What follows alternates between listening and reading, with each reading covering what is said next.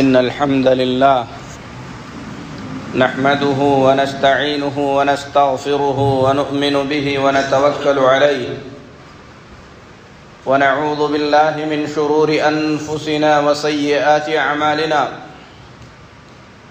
من يهده الله فلا مضل له ومن يضلل فلا هادي له وأشهد أن لا إله إلا الله وحده لا شريك له وأشهد أن محمدًا عبده ورسوله أرسله بالحق بشيرًا ونذيرًا أما بعد فإن أحسن الحديث كتاب الله وخير الهدي هدي محمد صلى الله عليه وسلم وشر الأمور محدثاتها وكل محدثة بدعة وكل بدعة ضلالة وكل ضلالة في النار يا أيها الذين آمنوا اتقوا الله حق تقاته ولا تموتن إلا وأنتم مسلمون يا أيها الناس اتقوا ربكم الذي خلقكم من نفس واحدة وخلق منها زوجها وبث منهما رجالا كثيرا ونساء واتقوا الله الذي تساءلون به والأرحام إن الله كان عليكم رقيبا يا أيها الذين آمنوا اتقوا الله وقولوا قولا سديدا يصلح لكم أعمالكم ويغفر لكم ذنوبكم ومن يطع الله ورسوله فقد فاز فوزا عظيما أما بعد محترم حاضرین جمعہ، اللہ رب العزت کا فرمان ہے وَرَبُّكَ يَخْلُقُ مَا يَشَاءُ وَيَخْتَارُ کہ تمہارا رب جو چاہتا ہے وہ پیدا کرتا ہے اور اس میں سے جسے چاہتا ہے اسے اللہ چن لیتا ہے۔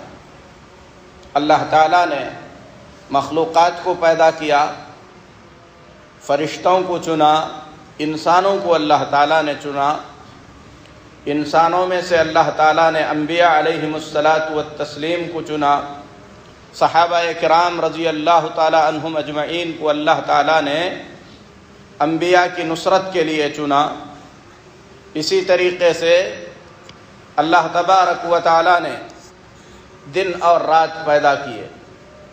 دن اور رات میں اللہ تعالیٰ نے لیلۃ القدر کو چنا، اللہ تعالیٰ نے جمعہ کے دن کو چنا، اللہ تعالیٰ نے رمضان المبارک کو چنا، اور جن چیزوں کو چن کر اللہ تبارک و تعالیٰ نے عزت اور مقام عطا فرمایا، قرآن اور سنت میں اللہ تعالیٰ نے ان کا تذکرہ بھی کیا۔ وقت بھی اللہ تعالیٰ کی ایک عظیم مخلوق ہے جسے اللہ تعالیٰ نے پیدا کیا تاکہ انسان اس وقت کا استعمال کر کے اپنی آخرت کو بنا سکے۔ اللہ نے وقت کی قسم کھایا، وقت کے چھوٹے چھوٹے حصوں کی اللہ نے قسم کھایا۔ فجر کی اللہ نے قسم کھایا، چاشت کے وقت کی اللہ تعالیٰ نے قسم کھائی، رات کی قسم کھایا اللہ تعالیٰ نے، اللہ تعالیٰ نے دن کی قسم کھایا، عصر کی اللہ نے قسم کھایا، فجر کی اللہ تعالیٰ نے قسم کھائی۔ تو یہ ساری باتیں جب ہم قرآن میں پڑھتے ہیں کہ وقت اور وقت کے مختلف حصوں کی اللہ تعالیٰ جب قسم کھاتا ہے تو یہ بات اس بات کی واضح دلیل ہے کہ وقت اور وقت کے یہ حصے بڑے قیمتی ہیں، جسے ضائع کرنا بہت بڑی نادانی ہے، اور عقل مند ہے وہ آدمی جو اپنے وقت کی قدر کرتا ہے۔ اور اوقات میں سے، وقتوں میں سے کچھ ایسے وقت ہیں جو سونے چاندی سے بھی زیادہ قیمتی ہیں، ہیرے موتی سے بھی زیادہ قیمتی ہیں۔ اگر ان اوقات کو ہم ضائع کرتے ہیں تو ہم سے بڑا نادان اور ہم سے بڑا بیوقوف کوئی نہیں ہوگا۔ ہماری زندگی کے اندر ہمارا وقت ہی ہمارا سب کچھ ہے، ہمارا وقت ہی ہماری زندگی ہے۔ جیسے جیسے وقت گزرتا جا رہا ہے ویسے ویسے ہم گھٹتے جا رہے ہیں۔ جب ہمارا وقت ختم ہو جائے گا تو ہم ختم ہو جائیں گے۔ وقت کو ضائع کرنا خود کو ضائع کرنے کی طرح ہے۔ اس میں سے جو وقت قیمتی ہے، فجر کی نماز کا وقت، ظہر کی نماز کا وقت، عصر مغرب کا وقت، عشاء کا وقت، رمضان المبارک کا مبارک وقت، جمعہ کا مبارک وقت، دعا کی قبولیت کا وقت، رات کا آخری پہر، یہ سب جوہر ہیں، یہ سب ہیرے موتی سے زیادہ قیمتی ہیں، جسے ہم صحیح استعمال کر کے آخرت میں اپنے اونچے اونچے درجات بنا سکتے ہیں۔ اللہ سے دعا ہے کہ اللہ ہمیں وقت کی قدر سمجھنے کی توفیق دے، جو قیمتی وقت ہے اس کی قیمت کو جان کر اس کا صحیح استعمال کرنے کی اللہ ہمیں توفیق عطا فرمائے۔ انہی اوقات میں سب سے بہترین وقت سال بھر کا یہ وہ وقت ہے جس سے ہم گزر رہے ہیں۔ رمضان المبارک کی فضیلت سے ہم سب واقف ہیں، لیکن آپ کو معلوم ہے کہ یہ ایام جن سے ہم گزر رہے ہیں، ذی الحجہ کے ابتدائی ایام، حج کے مہینے کے شروع کے 10 دن، عید سے پہلے کے 10 دن، یہ دن پورے دنوں میں، سال کے تمام دنوں میں سب سے بہترین دن ہیں۔ رمضان المبارک سے بھی زیادہ قیمتی دن ہیں، رمضان سے زیادہ فضیلت والے دن ہیں، یہاں تک کہ رمضان المبارک کا جو آخری عشرہ ہے، آپ کو معلوم ہونا چاہیے کہ حج سے پہلے کے، بقرعید سے پہلے کے 9 دن اور عید کا دن، یہ رمضان المبارک کے آخری عشرے سے بھی زیادہ فضیلت والے ایام ہیں۔ قرآن مجید میں اللہ تبارک و تعالی نے ان دنوں کا کئی مرتبہ تذکرہ کیا ہے۔ قرآن میں اللہ فرماتا ہے والفجر وليال عشر، قسم ہے فجر کی اور 10 راتوں کی۔ ائمہ مفسرین، صحابہ کرام اور ان کے شاگردوں نے ان 10 راتوں سے مراد یہی ذی الحجہ کے ابتدائی 10 دن بتلائے ہیں۔ اور امام ابن کثیر رحمۃ اللہ علیہ جو بہت بڑے مفسر ہیں فرماتے ہیں وَلَيَالٍ عَشْرٍ، 10 راتوں کی قسم اللہ نے جو کھایا ہے یہ ذی الحجہ کے ابتدائی 10 رات ہیں، 10 دن ہیں۔ اور قرآن پاک میں اللہ تعالیٰ نے دوسرے مقام پر فرمایا وَيَذْكُرُ اسْمَ اللَّهِ فِي أَيَّامٍ مَّعْلُومَاتٍ، میرے بندے معلوم اور مقررہ دنوں کے اندر کثرت سے اللہ کا ذکر کریں۔ اس سے مراد امام عبداللہ بن عمر رضی اللہ تعالیٰ عنہ، عبداللہ بن عباس رضی اللہ تعالیٰ عنہ جیسے صحابہ فرماتے ہیں کہ اس سے مراد ذی الحجہ کے ابتدائی 10 دن ہیں۔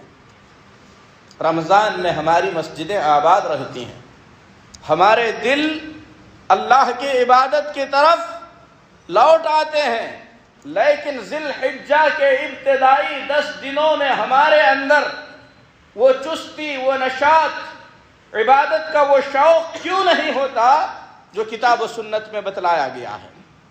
میرے محترم بھائیوں، اللہ کے پیارے حبیب جناب محمد الرسول اللہ صلی اللہ علیہ وسلم فرماتے ہیں، حضرت جابر بن عبداللہ رضی اللہ تعالی عنہ حدیث کے راوی ہیں، فرمایا نبی پاک صلی اللہ علیہ وسلم نے افضل ایام الدنیا ایام العشر، دنیا کے سب سے بہترین دن، فرماتے ہیں اللہ کے نبی صلی اللہ علیہ وسلم افضل ایام الدنیا، دنیا کے سب سے فضیلت والے ایام، دنیا میں سب سے اچھے دن، فضیلت والے دن ذی الحجہ کے ابتدائی 10 دن ہیں۔ قیل ولا مثلہن فی سبیل اللہ، اللہ کے نبی صلی اللہ علیہ وسلم سے صحابہ نے پوچھا ہے اللہ کے نبی صلی اللہ علیہ وسلم، اگر کوئی آدمی اللہ کے راستے میں جہاد کے لیے نکلتا ہے تو جہاد کے لیے نکلنا، جہاد کے اندر زندگی بسر کرنا، یہ سب سے اچھے دن ہوتے ہیں، کیا ذی الحجہ کے ابتدائی 10 دن عام دنوں میں جہاد کرنے سے بھی زیادہ افضل دن ہیں؟ اللہ کے نبی صلی اللہ علیہ وسلم نے فرمایا عام دنوں میں جہاد کے ایام بھی، جہاد کے دن بھی ان 10 دنوں کے برابر نہیں ہو سکتے۔ ہاں صرف اس آدمی کے دن اچھے ہو سکتے ہیں جو جہاد کے لیے نکل جائے اور اپنی گردن کو خون کے ساتھ مٹی میں ملا دے۔ اللہ اکبر، ذرا سوچیں اللہ کے نبی صلی اللہ علیہ وسلم کس اہمیت کے ساتھ ان ایام کو بتلا رہے ہیں اور ہم ان دنوں کو کس طریقے سے برباد کر رہے ہیں۔ اللہ کے رسول صلی اللہ علیہ وسلم فرماتے ہیں، مسند احمد کی روایت ہے، ما من ایام اعظم عند اللہ ولا احب الیہ العمل فیہن من هذه الایام العشر۔ اللہ کی نظر میں ان 10 دنوں سے بڑے دن فضیلت میں، بزرگی میں دوسرے دن نہیں ہیں۔ ان 10 دنوں میں کیے جانے والی نیکی سے بڑی نیکی اللہ کے نزدیک دوسری نہیں ہے۔ فَأَكْثِرُوا فِيهِنَّ مِنَ التَّهْلِيلِ وَالتَّكْبِيرِ وَالتَّحْمِيدِ۔ آپ نے فرمایا کہ ان 10 دنوں کے اندر زیادہ سے زیادہ تم لا الہ الا اللہ پڑھتے رہو۔ ان 10 دنوں کے اندر تم زیادہ سے زیادہ اللہ اکبر کہتے رہو۔ ان 10 دنوں کے اندر تم زیادہ سے زیادہ الحمدللہ کہتے رہو۔ یہ عمل سکھلایا اللہ کے نبی صلی اللہ علیہ وسلم نے کہ ہم سبحان اللہ کہیں، الحمدللہ کہیں، لا الہ الا اللہ کہیں، اللہ اکبر کہیں، کثرت سے اللہ تعالیٰ کی بزرگی اور بڑائی بیان کرتے رہیں۔ اور آپ کو معلوم ہونا چاہیے کہ ان 10 دنوں کے اندر ہر قسم کے نیکیوں میں انسان کو سبقت لے جانا چاہیے۔ پیارے نبی جناب محمد الرسول اللہ صلی اللہ علیہ وسلم ان پورے 9 دنوں کے روزے رکھا کرتے تھے۔ امہات المؤمنین میں سے ایک ماں نے، نبی پاک صلی اللہ علیہ وسلم کی بیویوں میں سے کسی کا بیان ہے، ابو داؤد کی روایت ہے، کان النبی صلی اللہ علیہ وسلم یصوم 9 ذی الحجہ۔ اللہ کے نبی صلی اللہ علیہ وسلم ذی الحجہ کے 9 دن روزے رکھتے تھے، عاشورہ کے دن کا روزہ رکھتے تھے، اور ہر مہینے میں اللہ کے نبی صلی اللہ علیہ وسلم 3 دن روزہ رکھا کرتے تھے۔ اللہ نے ان دنوں کو اتنا مقام کیوں عطا کیا؟ امام ابن حجر عسقلانی رحمۃ اللہ علیہ فرماتے ہیں ان دنوں کو اتنا مقام اس لیے ہے کہ ان دنوں کے اندر اللہ کی ایسی ایسی عبادتیں جمع ہو جاتی ہیں جو دوسرے کسی دن میں نہیں ہو سکتی۔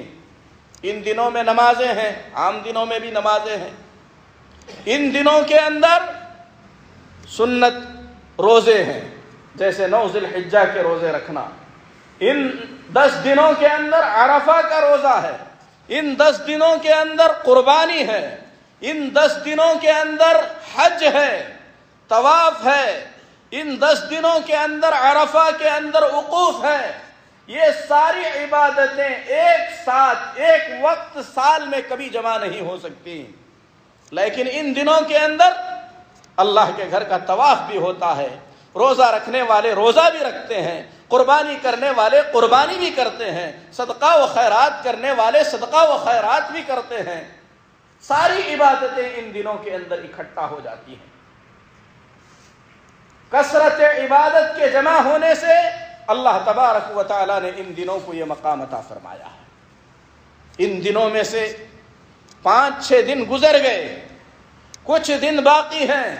عقل مند ہے وہ آدمی جو ان دنوں کی قدر و قیمت کو جان کر دنیا کی مشغولیت سے ہٹ کر اللہ کی عبادت میں مشغول ہو جائے، کثرت سے ذکر و اذکار کرے، اپنی حیثیت کے مطابق صدقہ و خیرات کرے، روزہ رکھنے کی طاقت ہو تو روزہ رکھے، لوگوں کی مدد کرنے کی حیثیت ہے تو مدد کرے، کثرت سے قرآن کی تلاوت کرے، فرائض کی پابندی کرے، کثرت سے نمازیں ادا کرے، سجدے کرے، اور خاص کر ان 10 دنوں کے اندر بھی جو عرفہ کا دن ہے، عرفہ کا دن، 9 ذی الحجہ کا دن، اللہ کے نبی صلی اللہ علیہ وسلم نے فرمایا سال کے دنوں میں سب سے بہترین دن ہے۔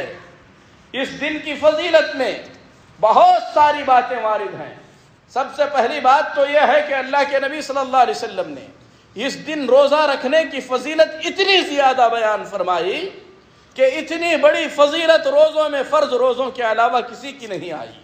آپ فرماتے ہیں سیام یوم عرفہ، احتسب علی اللہ ان یکفر السنۃ التي قبلہ والسنۃ التي بعدہ، عرفہ کے دن کے روزے سے میں اللہ سے یہ امید رکھتا ہوں کہ اللہ تبارک و تعالی اس روزے کی برکت سے پچھلے ایک سال کے اگلے ایک سال کے گناہوں کی بخشش کر دے گا۔ اللہ اکبر! ایک دن کا روزہ 2 سال کے گناہوں کی بخشش، یہ اللہ کا کتنا عظیم کرم ہے اور کتنی بڑی نادانی اور محرومی ہے کہ اتنے بڑے خیر سے کوئی شخص محروم کر دیا جائے۔ اللہ سے دعا ہے کہ اللہ تعالی ہمیں سنت کے مطابق، سنت کی پابندی کرتے ہوئے سنت کے طریقے سے اس روزے کو رکھنے کی توفیق عطا فرمائے۔ اور اللہ کے نبی صلی اللہ علیہ وسلم فرماتے ہیں، امام نووی رحمۃ اللہ علیہ فرماتے ہیں کہ اس دن کا روزہ رکھنا، عرفہ کے دن کا روزہ رکھنا مستحب اور سنت ہے۔ اللہ کے نبی صلی اللہ علیہ وسلم نے ساری دعاؤں میں سب سے بہترین دعا عرفہ کے دن کی دعا کو بتلایا۔ آپ فرماتے ہیں خیر الدعاء دعاء یوم عرفہ، سب سے بہترین دعا عرفہ کے دن کی دعا ہے۔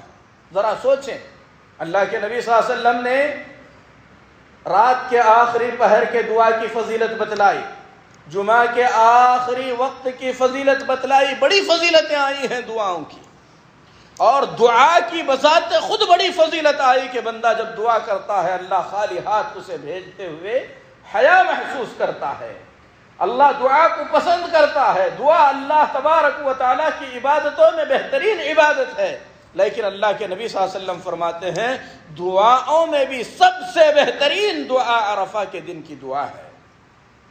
اسی طریقے سے اللہ کے نبی صلی اللہ علیہ وسلم فرماتے ہیں اللہ تبارک و تعالی عرفہ کے دن، یعنی قربانی سے پہلے کا ایک دن 9 ذی الحجہ کے دن، عرفہ کے دن اللہ تبارک و تعالی اپنے بندوں کو جہنم سے جس قدر آزاد فرماتا ہے، اتنی آزادی اللہ تبارک و تعالی سال میں کبھی نہیں دیتا۔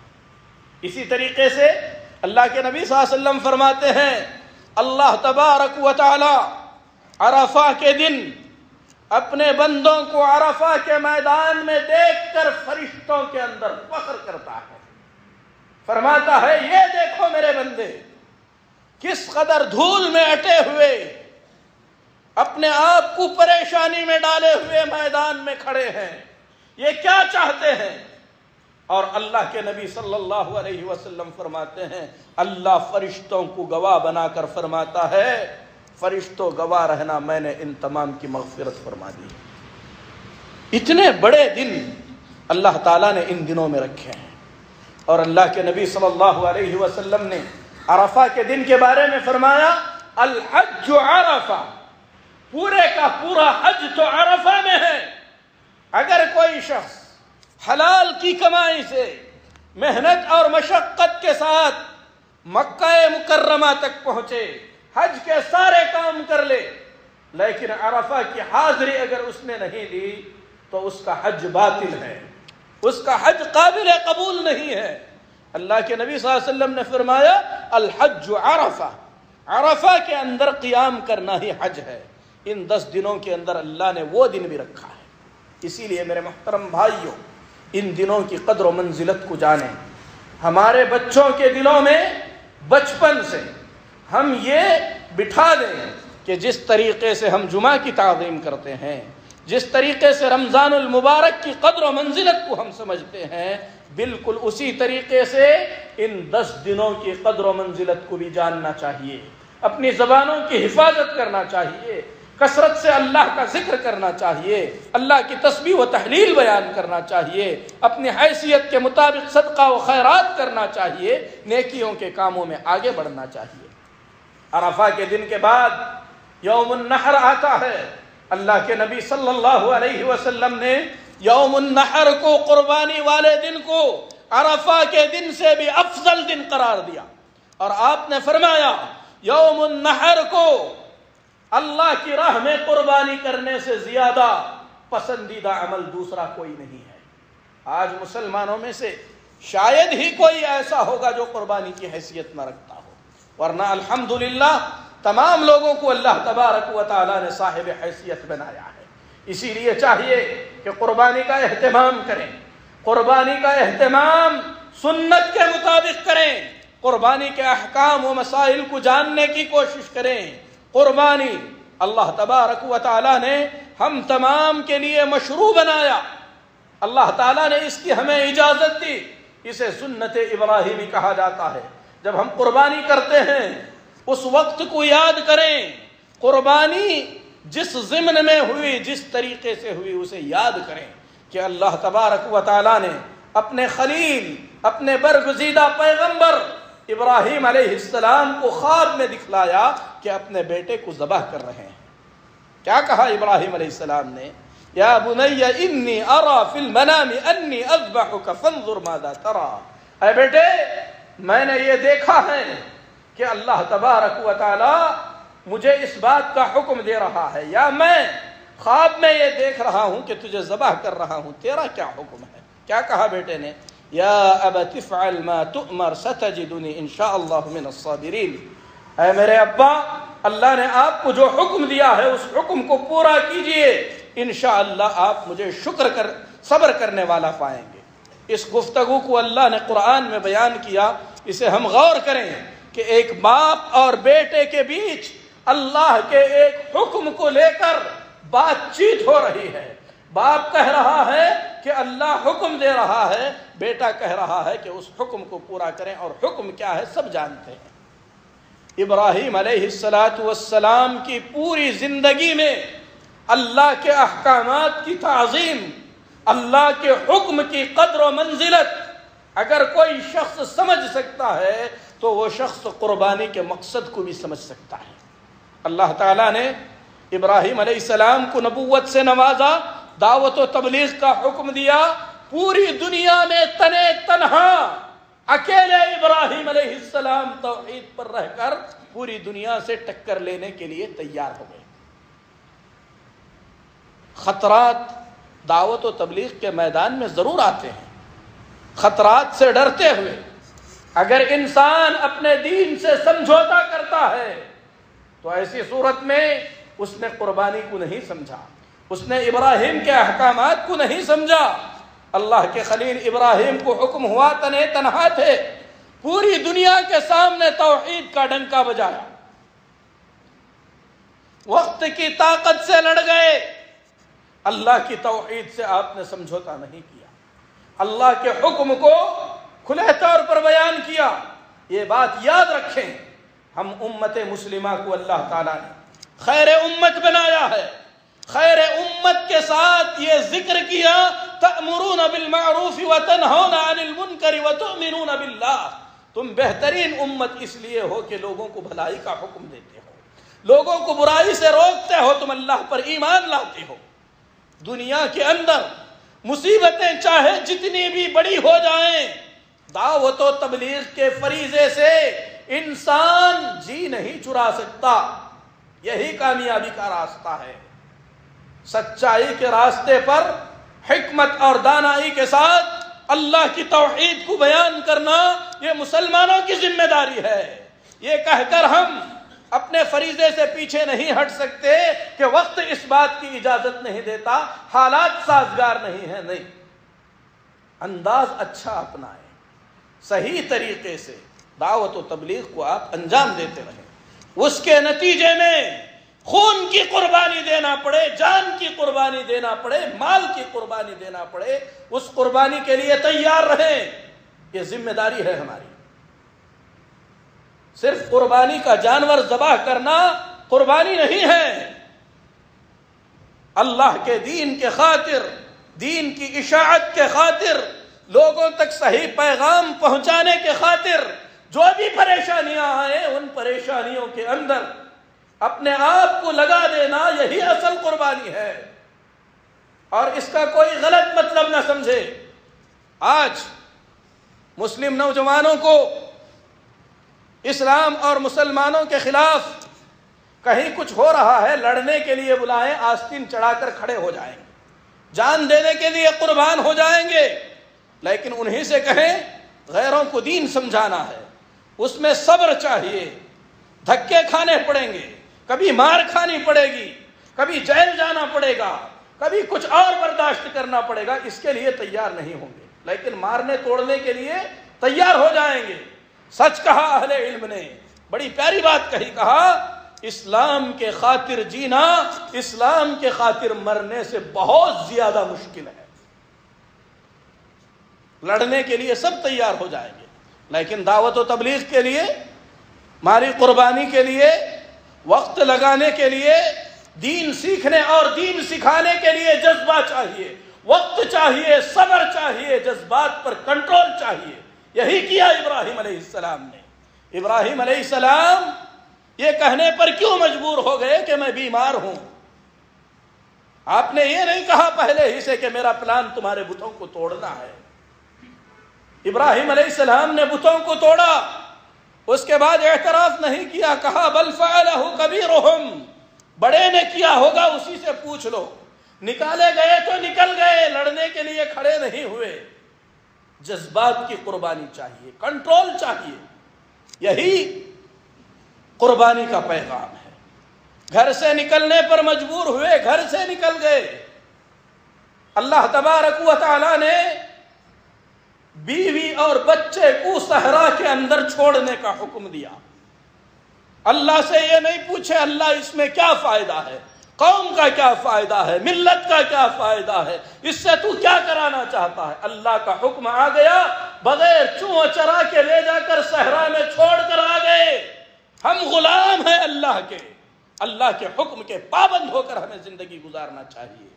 اللہ کے حکم کے سامنے یہ پوچھنے کی ہمیں کبھی جرات نہیں ہونا چاہیے کہ کیوں، کس لیے، ایسا کرنے سے کیا ہوگا، ایسا نہ کرنے سے کیا ہوگا۔ اللہ نے حکم دیا، چھوڑ دیے، چھوڑ کر چل دیے۔ بار بار بیوی کے آواز دینے پر بھی ابراہیم نے مڑ کر دیکھنا بھی ضروری نہیں سمجھا۔ تیسری مرتبہ خود بیوی نے کہا اللہ امرک بہذا، بتائیے کیا یہ اللہ کا حکم ہے؟ تو ابراہیم علیہ السلام نے کہا ہاں یہ اللہ کا حکم ہے۔ قربان جائیے اس عورت پر، اس عورت کے ایمان پر۔ آج ہم سب کا ایمان ایک پلڑے میں، اس اکیلی اسماعیل کی ماں کا ایمان ایک پلڑے میں رکھا جائے تو اللہ کی قسم اس کے ایمان کا پلڑا باری ہو جائے گا۔ کہنے لگے اذن لن یضیعنا اللہ ابدا، آپ خوشی سے جائیے، ہمیں یقین ہے کہ اللہ ہمیں ضائع نہیں کرے گا۔ صحرا میں، ایسی صحرا میں جہاں پر پانی کا قطرہ تک نہیں ہے، اپنے نو مولود بچے کے ساتھ، دودھ پیتے بچے کے ساتھ ایک ماں کس ہمت کے ساتھ کہہ رہی ہوگی کہ جائیے اللہ ضائع نہیں کرے گا۔ اور اللہ نے حفاظت بھی کی۔ قربانی اللہ کے حکم کو اس قدر اونچا رکھنے کا نام ہے، اللہ کے حکم کی اس قدر تعظیم کا نام قربانی ہے۔ آج ہم سودی کاروبار نہیں چھوڑ سکتے، آج اللہ کے حکم کے خاطر ہم اپنی داڑیاں نہیں چھوڑ سکتے، اپنا حلیہ اسلامی نہیں بنا سکتے، اپنی شادیاں سنت کے مطابق نہیں کر سکتے۔ اللہ کے حکم کے خاطر ہم اپنی تجارت کی قربانی دے کر اللہ کے حکم کو بجا لانے کے لیے وقت پر مسجد میں نہیں آ سکتے۔ بیٹے کی کیا قربانی دیں گے ہم؟ بیوی اور بچے کو کیسے صحرا میں چھوڑ کر آئیں گے؟ قربانی صرف ایک جانور کو ذبح کرنا نہیں ہے۔ اللہ کے خلیل کو اللہ نے حکم دیا کہ جس بیٹے سے آپ کو محبت ہے اپنے ہی ہاتھوں آپ اس بچے کو ذبح کریں۔ ابراہیم علیہ السلام اس کے لیے بھی تیار ہو گئے۔ سمجھ میں نہیں آتا کہ ابراہیم تیار ہوئے اس پر زیادہ تعجب کیا جائے یا اسماعیل تیار ہوئے اس پر زیادہ تعجب کیا جائے۔ صحرا کے اندر ماں کی آغوش میں پرورش پانے والا یہ بچہ جس سے باپ کچھ ہی مرتبہ ملے ہیں، آ کر اللہ کا حکم سناتے ہیں تو فوراً تیار ہو جاتے ہیں۔ اور اللہ تعالیٰ اپنے مومن بندوں کو آزماتا ہے تو اللہ کی آزمائش آخری وقت تک ہوتی ہے۔ پانی بھی اسماعیل کی ماں کو اس وقت ملا جب اللہ کے نبی فرماتے ہیں بچے کے تڑپنے کو ماں دیکھ نہیں پا رہی تھی، اس لیے کہ بچے سے دور ہو جائے، پانی کی تلاش میں نکل گئی، بچے کی تڑپ ماں کی آنکھوں سے دیکھی نہیں جا رہی تھی، اس وقت اللہ تعالیٰ نے پانی کا انتظام کیا، آخری وقت تک اللہ نے آزمایا۔ جب بیٹے کی قربانی کا حکم ہوا، باپ نے جا کر بیٹے سے کہہ دیا، بیٹے نے منظوری ظاہر کر دی، اللہ تعالیٰ نے وہیں پر ختم نہیں کیا، اس کام کو اور آگے بڑھایا۔ اللہ فرماتا ہے فَلَمَّا أَسْلَمَا وَتَلَّهُ لِلْجَبِينِ، جب دونوں کے دونوں اللہ کے حکم کو پورا کرنے کے لیے مکمل تیار ہو گئے اور پیشانی کے بل ابراہیم نے بیٹے کو لٹا بھی دیا، نادیناہ ان یا ابراہیم قد صدقت الرؤیا انا کذلک نجزی المحسنین، ہم نے اس وقت پکار کر کہا کہ اے ابراہیم تم نے خواب کو سچا کر دکھایا، ہم محسنین کو ایسے ہی بدلا دیتے ہیں۔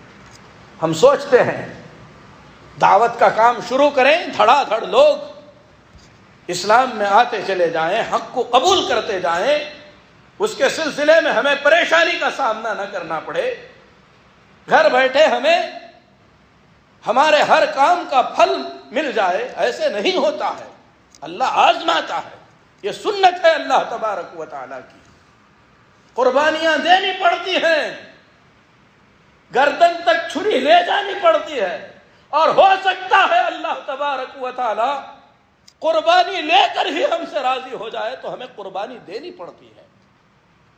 تو میرے محترم بھائیوں، جب ذی الحجہ کا مہینہ آتا ہے، لوگ حج کے لیے جاتے ہیں، کعبۃ اللہ دیکھتے ہیں، اس صحرا کو یاد کریں جہاں پر ابراہیم نے کعبہ کی تعمیر کی، کیسے حالات سے کعبۃ اللہ کی تاریخ گزری، مینا کو یاد کریں جہاں پر ابراہیم علیہ السلام نے قربانی دی، صفا مروہ میں یاد کریں کہ اسماعیل کی ماں کس طریقے سے دوڑی، اور اپنی زندگی کے اندر اللہ کے احکامات کی تعظیم کو اسی طریقے سے لائیں کہ اللہ کے خلیل ابراہیم علیہ السلام اللہ کے حکم کی لاج رکھنے کے لیے آگ میں کود سکتے ہیں، بستی چھوڑ سکتے ہیں، اپنے بیوی بچے کو بے آب و گیاہ وادی میں چھوڑ سکتے ہیں، اپنے بچے کو قربان کر سکتے ہیں، اور ایسے صحرا میں کعبۃ اللہ تعمیر کر سکتے ہیں۔ ہم جب اپنی نسبت اس ابراہیم کی طرف کرتے ہیں تو ہمارے دلوں میں اللہ کی تعظیم کتنی ہے، اللہ کے احکامات کی تعظیم کتنی ہے، اللہ کے حرام سے ہم کتنا بچتے ہیں، اللہ کے حکم کو ہم کتنی اہمیت دیتے ہیں۔ اللہ سے دعا ہے کہ اللہ تبارک و تعالی ہم تمام کو قربانی کا اصل مقصد سمجھنے والا بنائے، اپنے دین کے خاطر، اسلام کی سربلندی کے خاطر، اللہ اور اللہ کے رسول صلی اللہ علیہ وسلم کی محبت کے خاطر اپنے سب کچھ قربان کرنے کا جذبہ اللہ ہمارے دلوں میں پیدا فرمائے۔ اقول قولی ھذا واستغفر اللہ لی ولکم ولسائر المسلمین فاستغفروہ انہ هو الغفور الرحیم۔